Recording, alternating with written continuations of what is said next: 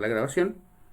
Debo recordarles que todas las clases, salvo la del día jueves que no pude estar con ustedes, ya están arriba en YouTube y sin ningún problema ustedes ya pueden descargarlas. ¿De acuerdo? Bien, entonces ahí está. Ok, bajo esta condición nosotros decíamos que la inteligencia, para empezar, no era forzosa o necesariamente algo que por sí mismo existiera, que de hecho, como lo decía Spearman y como lo vamos a ver el día de hoy en una evaluación muy interesante que voy a compartir con ustedes en la presentación completa, que creo que no fue la que les mandé, la inteligencia se debe de entender como un subconjuntos, como subconjuntos de muchas partes, de muchas acciones, organizaciones mentales, recuerdos, que tiene que ver también mucho con la memoria. Vamos a hablar un poquito de Ebbinghaus, sobre todo para comprender qué sí es y qué no es la inteligencia de una manera mucho más sencilla. Sobre todo, ¿por qué? Porque sobre la base de nuestra propia experiencia, nosotros veíamos, sobre todo en la educación o en la instrucción básica, que una persona que obtiene calificaciones altas en un examen o que regularmente obtiene calificaciones altas en un examen es una persona inteligente. Ajá.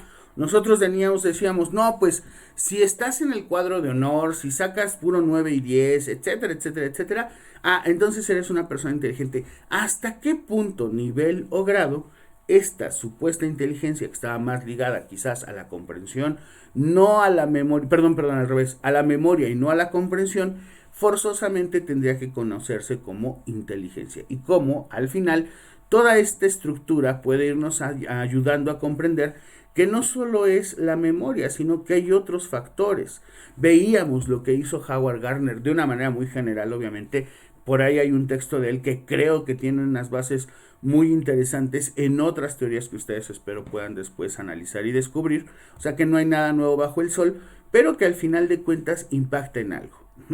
Howard Gardner decía, ¿qué tan real es o qué tan certero es decir o pensar que en la vida, sobre todo en la vida post escuela, una persona que obtuvo 10 durante toda su carrera, o 9, o fue de cuadro de honor, becas, titulación automática, magna cum laude en su tesis, en todo lo que tú quieras, de la vida escolar, realmente impacte de manera positiva en su vida laboral? Howard Gardner, junto con otro grupo de psicólogos, descubrió, no me acuerdo si fue en Stanford o en Yale o en Harvard, descubrió que había una tendencia de 1960 para acá y definir que las personas, o sea, había una tendencia, ojo, no quiero decir que esta fuera una realidad inobjetable, había tendencia a observar, y de ahí muchos nos agarramos como una justificación no muy correcta de lo siguiente, que las personas que obtenían mejores notas o mejores calificaciones en la escuela, o sea, las que tenían como mejor controlado o trabajada la parte escolar, laboralmente no alcanzaban a tener como tanto éxito en su vida laboral. ¿Sí me explico? O sea, de hecho, insisto, de ahí nos agarramos porque Facebook, ya saben, nos ha enseñado o nos ha mostrado de repente mucha esa información y decimos, mira, qué bien. Yo, al no ser una persona de 9 y 10, tengo más posibilidades de que estadísticamente o laboralmente hablando me vaya mejor porque no soy de esas calificaciones. Qué bueno, es más, arriba de 8 ya es vanidad, arriba de 7 ya es vanidad. Entonces yo no tengo por qué conformarme con el 10. Al final, eso me asegura o me va a dar la posibilidad de tener un mejor empleo o una mejor adecuación a mi estructura laboral. Y ahí es en donde nosotros decimos, ¿qué tan cierto o real o relevante es la calificación en la aplicación de tus conocimientos en la vida laboral?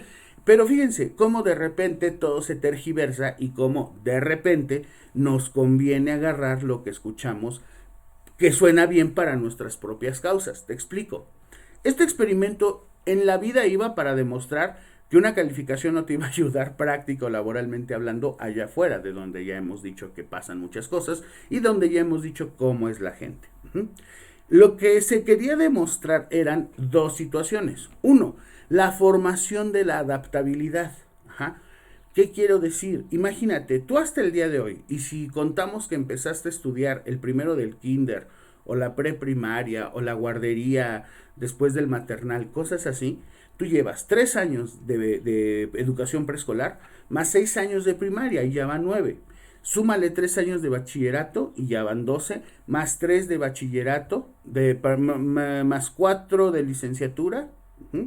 Ya estamos hablando de 16 años. Y si, chútate una maestría o una especialidad o quizás un posgrado en general, súmale otros 4 en promedio, uno de la especialidad, 2 de la maestría, 3 o 4 del doctorado, dependiendo de esto. Y más allá que vas a hacer de ese 2% de personas que puedan acceder a él, estaríamos hablando que serían aproximadamente entre 20 y 22 años de tu vida las que estarías pasando en la escuela.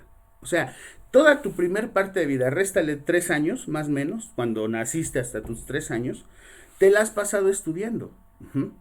Eso de que la escuela es tu segunda casa y que te enseñan desde la primaria como esta parte de la adaptación, es eso, es adaptación. Y hay personas, puedo comprobarlo aquí, que han generado esta situación de una manera muy precisa y sobre todo muy, vamos a llamarlo así, convenientemente. ¿Por qué? Porque son buenos para hacer lo que la escuela pide. O sea, su proceso de adaptación, porque no hemos tenido otra cosa por hacer, o al menos no la enorme mayoría, ha sido toda la escuela, ¿cierto? Un ejemplo, para que me entiendas a qué me refiero. Era algo que yo te decía desde primero cuando empezábamos a trabajar lo de los exámenes. Es increíble, al menos en México, que la mayoría, no es la mayoría, el 100% de los exámenes que definen tu vida educativa sean exámenes de los cuales, durante todos los años de esa misma vida educativa no te aplican. Es más, ¿cuántos de nosotros llegamos a la universidad más acostumbrados a los exámenes de preguntas abiertas, ¿cómo se llaman estas? De formular algún... me encanta incluso donde hay exámenes que te piden, desarrolla un pequeño ensayo sobre el siguiente tema y dices, wow, o sea, este compa tuvo más de 2 meses para explicarme cómo puedo hacer un ensayo, dónde hacer un ensayo, el hacer un ensayo y me desespera el examen, qué genial. O sea, está complicado. ¿Por qué? Porque si bien esos exámenes para algunos en este proceso de adaptación han sido más fáciles o han sido menos complicados, el examen que al final de tu primaria, de tu secundaria, de tu bachillerato y debo decirte de tu universidad, va a ser un examen o un tipo de evaluación que no tiene, créeme, muchísima relación con lo que viste en todos esos años escolares. Y no porque no lo veas, sino porque muchas veces se nos ha olvidado a nosotros profesores, autoridades escolares, a pedírtelos así. Al grado tal que a veces tienen que hacer preparación para el examen y formas de estudio para esos exámenes.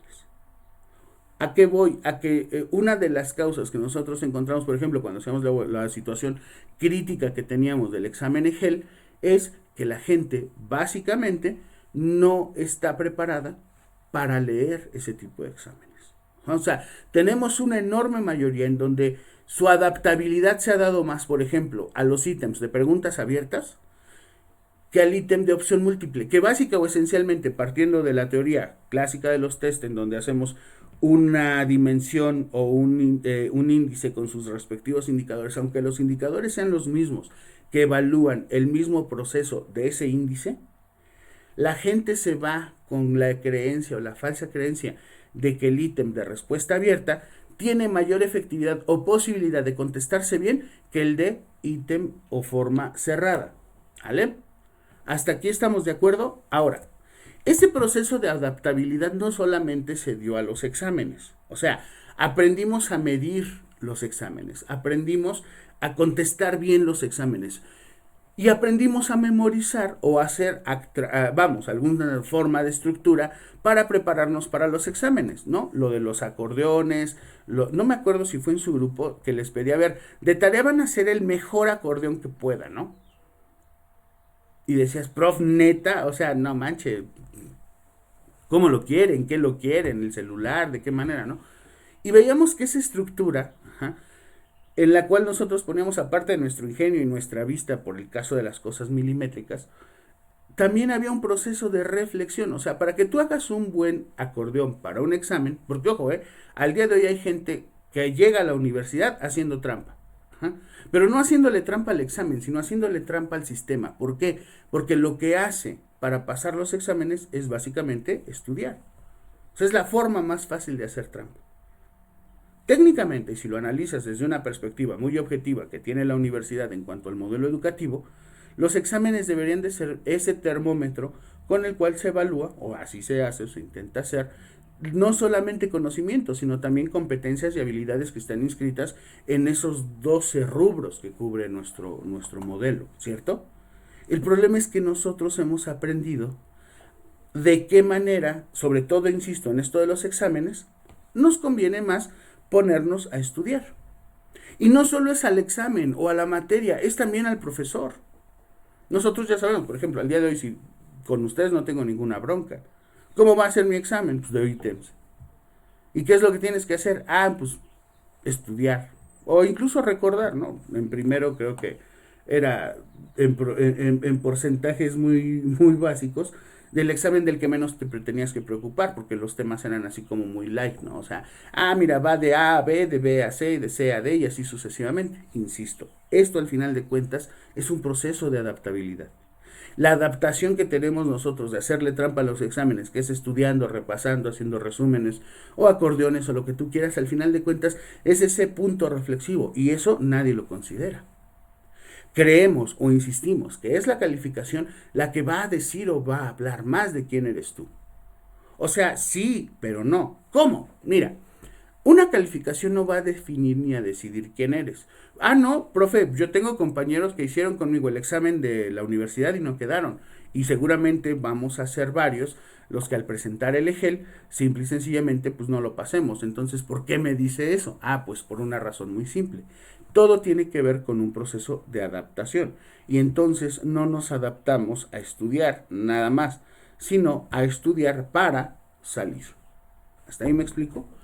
La inteligencia básicamente entonces tiene que ver con distintos aspectos que no solamente se pueden quedar en un número, ojo con lo que estoy diciendo, porque si esto lo llevamos o lo traspolamos no solo a la vida académica o educativa, de la cual, insisto, todavía te quedan otros 2 años, 3 años o hasta 6 años más si haces un posgrado saliendo de la escuela, entonces te vas a dar cuenta de que en realidad lo que hemos hecho es adaptarnos. Esa respuesta que tenía Howard Gardner al hecho de decir por qué la gente de 8 y de 7 tiene posibilidades de llegar incluso hasta más lejos laboralmente hablando o más rápido laboralmente hablando que los que eran de 9 y 10, no era porque el promedio lo definiera, o sea, ni porque fueras ni más ni menos inteligente, sino porque en realidad a lo que él apelaba para explicar esto es a una inteligencia social. Vamos, tiene que ver básicamente con lo mismo de la adaptabilidad. En este libro, déjame te lo muestro,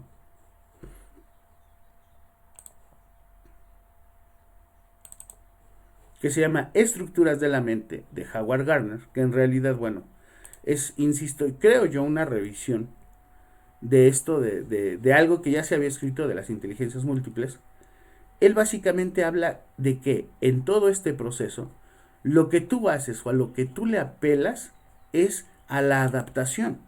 Y entonces tú puedes ser capaz de adaptar cuestiones relacionadas con tus formas sociales que han sido efectivas para poder ganarte el aprecio, la confianza, no sé, mil y un cosas para desarrollar una tarea. Y sobre todo, saber que la vas a desarrollar mucho mejor que otros. Mientras, por otro lado, las personas que son más analíticas, que son más a lo mejor de estar revisando teorías o así, han desarrollado, desatado otro tipo de funcionalidades, ojo, funcionalidades que basan o trabajan sobre su propia estructura de cognición, a lo cual vamos a llamar momentáneamente inteligencia, para desarrollar otras cosas. Tiene que ver con esa variabilidad social indiscutiblemente.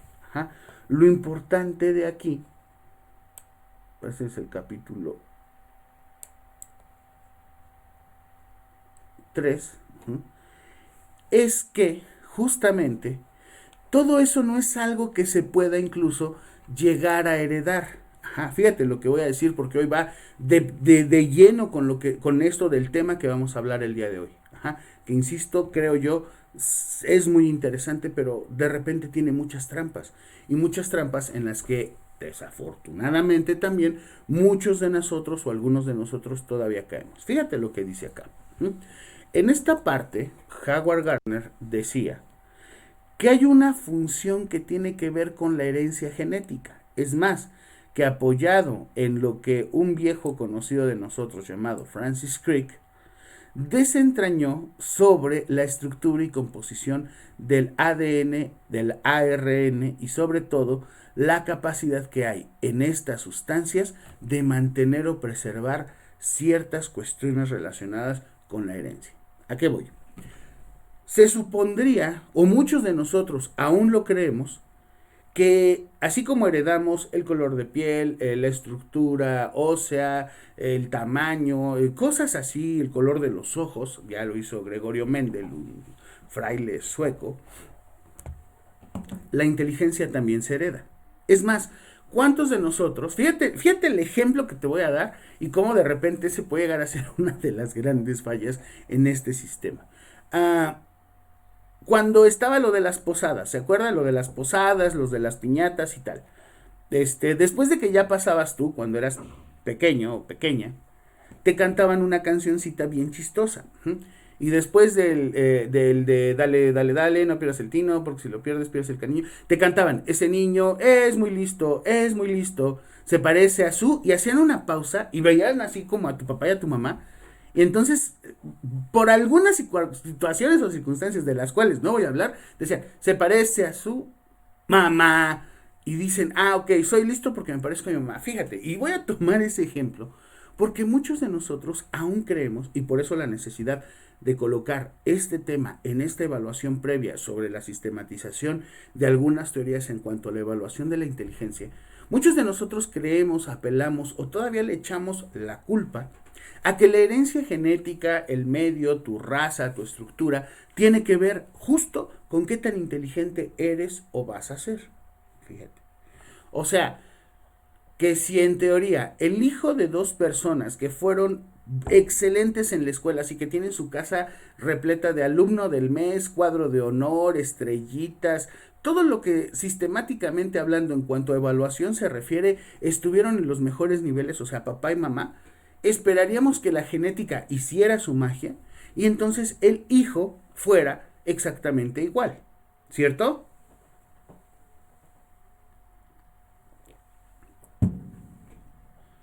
Pero ¿qué sucede? En algunos casos, sí se cumple.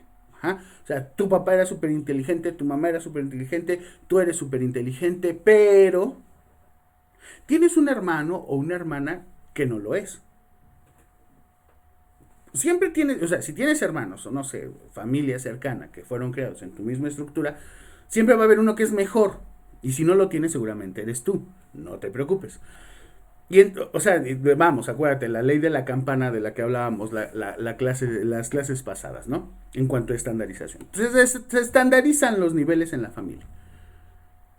En la antigüedad, por ejemplo, y te estoy hablando de la Edad Media, el Renacimiento, todavía había un pensamiento en Occidente, y sobre todo en algunas cuestiones relacionadas con Europa y el arte, en donde básicamente si tu tatarabuelo había sido horticultor y tu abuelo había sido horticultor y tu padre había sido horticultor, pues obviamente tú ibas a ser un excelente horticultor. ¿Por qué? Porque lo traes en la sangre, lo traes en las venas, ¿no?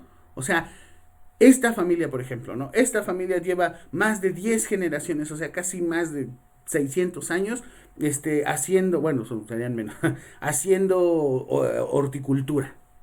Y tú dices, no, pues sí, ya desde chiquito lo traen en la sangre, ¿no? Y muchos de nosotros lo hemos escuchado, lo vemos o incluso lo creemos. Déjame hacerte justo desde aquí una invitación a analizar una estructura que a muchos de nosotros nos parece interesante. ¿Sale? Entonces, ojo, si tienes alguna duda o alguna pregunta, que sé que no la tendrán porque soy un excelente profesor que explica, por eso nunca hay dudas, pero si la llegas a tener, con toda confianza lo podemos explicar aquí. Bueno, decíamos lo de inteligencia emocional de Howard Gardner, que son varias. y la de este señor, la teoría de la evaluación de la inteligencia de este señor. Este tipo, Sir Francis Galton, decía que el tamaño y forma de la cabeza de una persona eran indicadores inobjetables de su capacidad mental denominada inteligencia. Que incluso él fue más allá, ¿no? Incluso el tamaño del cerebro tenía una relación más fuerte con la inteligencia que cualquier otro factor.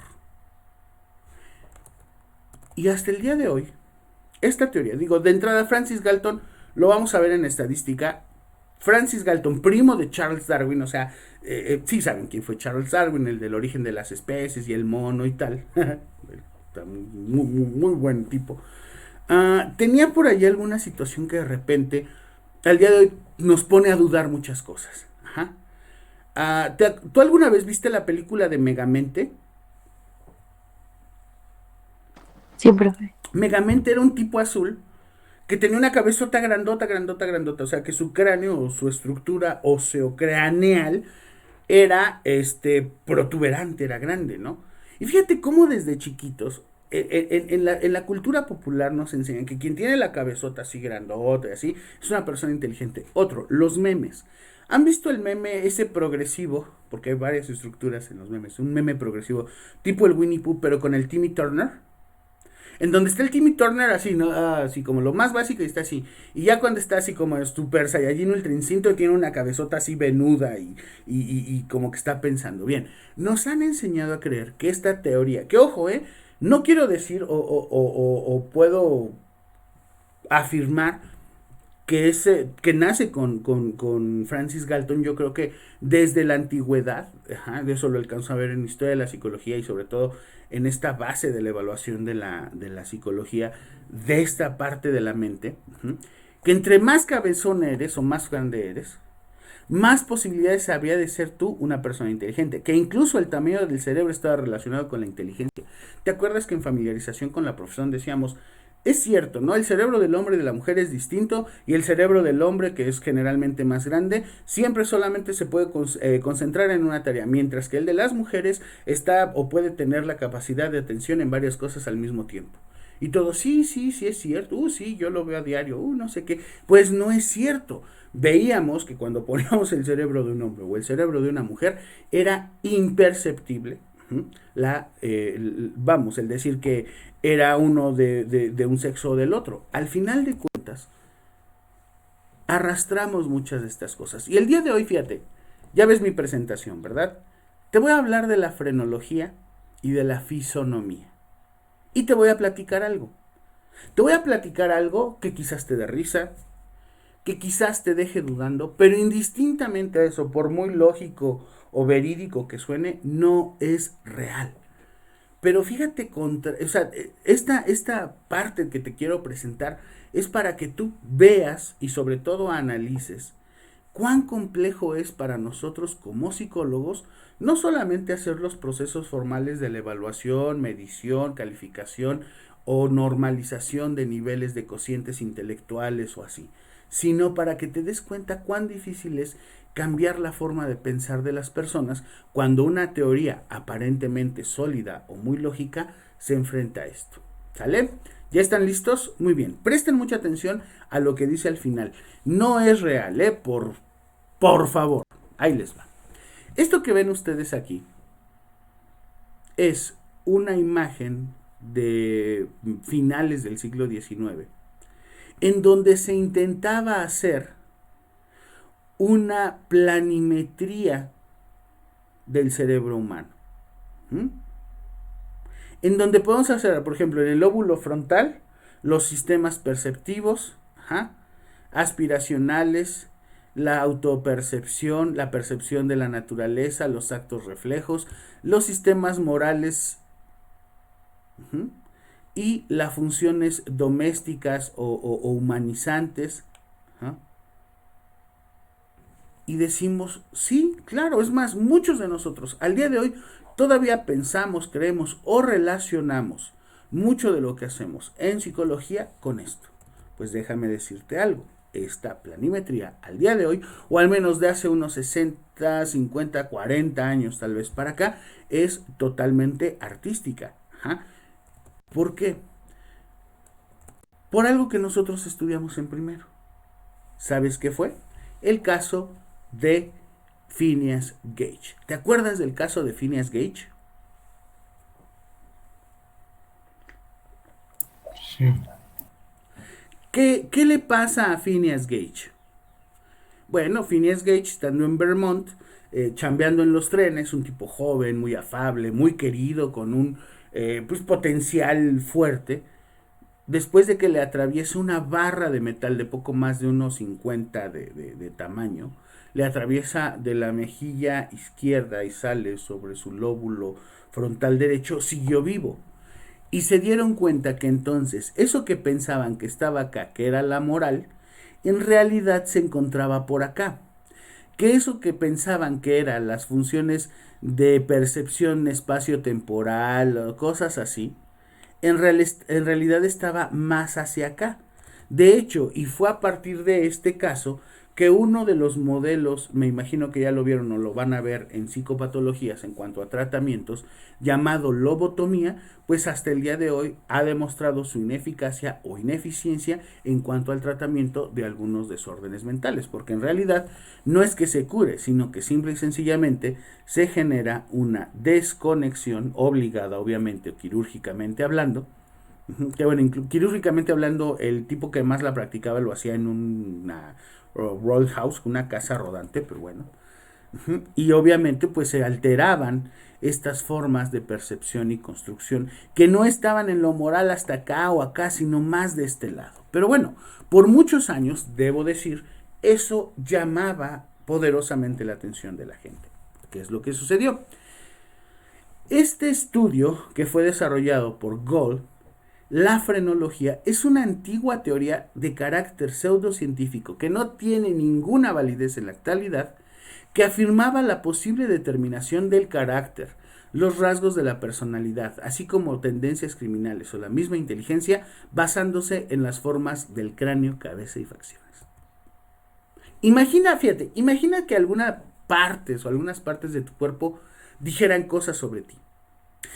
Y esto muchas veces lo hemos encontrado en algunas teorías aparentemente actuales o válidas. Prueba de ello es una lectura que compartí con ustedes que se llama How Detecting Lies o Cómo detectar mentiras, de un sujeto que se llama Paul Ekman. Ok, imagínate que al día de hoy hay gente que todavía considera que la fisonomía, que viene de fisum, forma, y nomía, ley, ojo, así como está la fisiología o fisiología, está la fisionomía, de la misma manera que está la astronomía y la astrología. Si me explico, logos es estudio, norma es ley. Entonces, los fisonomistas creían que se podía determinar la actitud, estructura conductual, inteligencia, capacidad criminal de una persona en función a la apariencia de su rostro o de algunas características corporales. Ojo, por lo tanto, la fisonomía en el aspecto de la cara del ser humano jugaba un rol importante. La fisonomía esencialmente está determinada por las características de las personas que son más rápidamente perceptibles y gracias a las cuales nuestro cerebro llega a identificar quién, aunado a que utilizamos un cubrebocas al día de hoy, cuando salimos por alguna necesidad especial a la calle, podemos reconocer, así no. Antes creíamos que necesitábamos ver como todo el rostro completo para que nuestro cerebro se adaptara mejor. Así, mire, él es Dani, ella es la señorita Carly, ella es la señorita Evelyn, ella es la señorita, no sé, todos. Pero ahora que usamos esta mascarilla o cubrebocas, ¿cómo es posible de que todavía, aunado a que pues no vemos poco más de la mitad del rostro, podemos reconocer quién es? Bien, sobre ese aspecto, la fisonomía detecta esas características que nosotros observamos. El color de piel, por supuesto que también se vincula a la fisonomía, que resulta importante para distinguir y reconocer a las personas. Si yo les dijera, como en algún test de evaluación que vamos a conocer más adelante, ¿cuál es la expresión en estos rostros que denota duda? ¿Cuál sería?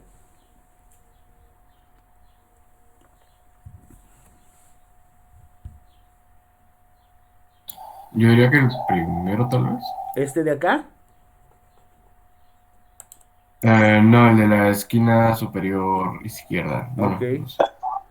Izquierda suya, derecha mía. Ok. Este de acá. Ajá. Ok. Sí. ¿Cuál de estos denota sorpresa? El número 4. Este de acá. Este de aquí. Este denota sorpresa. Muy bien. ¿Cuál de estos refleja alegría? El segundo de la segunda fila. Ok. ¿Cuál de estos denota enojo? El tercero. ¿Mandé? Podría ser el tercero. ¿Este? Ok. ¿Cuál de No, estos detecta como espanto o susto?